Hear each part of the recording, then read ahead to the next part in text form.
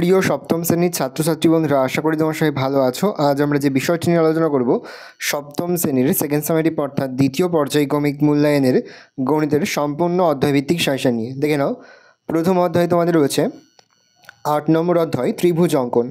এখান থেকে যেগুলো তোমরা প্র্যাকটিস করবে, পেজ নাম্বার 119-এর 2-4, পেজ নাম্বার 121-এর 1 নম্বর 3 নম্বর সম্পাদ্য, পেজ নাম্বার 123-এর 2-3-4, পেজ নাম্বার 125-এর 1-2-3।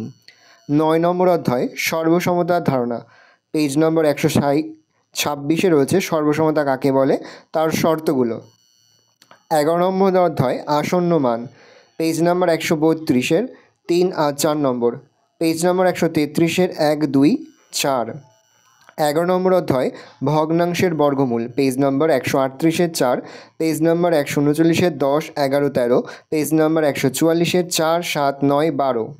12 নম্বর অধ্যায় বীজগাণিতিক সূত্রাবলী, পেজ নম্বর 155-এর 1, 2, 3, 4, 5, 6, 6-এর 1, 2, 4, 8-এর 1, 3, 4, 9-এর 2, 4 আর 10-এর 2, পেজ নাম্বার 160-এর উদাহরণ 26, পেজ নাম্বার 161-এর 2-এর 1, 3, 5, 6, পেজ নাম্বার 161-এর 3-এর 3, 5, 7, 8, 11, 13, 14, পেজ নাম্বার 167 পেজের 3-এর 1, 4, 5, 6 আর 7 নম্বর।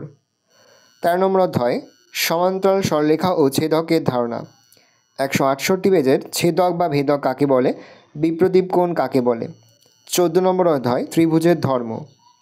15 নম্বর অধ্যায় সময় ও দূরত্ব, পেজ নম্বর 181-এর উদাহরণের 3, পেজ নম্বর 183-এর উদাহরণ 5, পেজ নম্বর 187-এর 5, পেজ নম্বর 188-এর 10, 11, 13, 15, 16।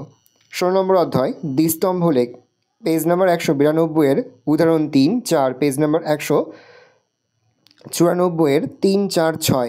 17 নম্বর অধ্যায় আয়তক্ষেত্র বর্গক্ষেত্রের ক্ষেত্রফল, পেজ নম্বর 206, 6, 7, 8, 13, 14। ভালো করে দেখে নাও, এই রয়েছে টোটাল তোমাদের সেকেন্ড সামেটিভ অর্থাৎ দ্বিতীয় পর্যায়ক্রমিক মূল্যায়নের সপ্তম শ্রেণীর গণিতের সম্পূর্ণ অধ্যায়ভিত্তিক সাজেশন। দেখে নাও, আশা করা যায় প্রতি বছর নয় এবছরও তোমরা আমাদের সাজেশন অংশ থেকে সমস্ত প্রশ্নই কিন্তু কমন পেয়ে যাবে।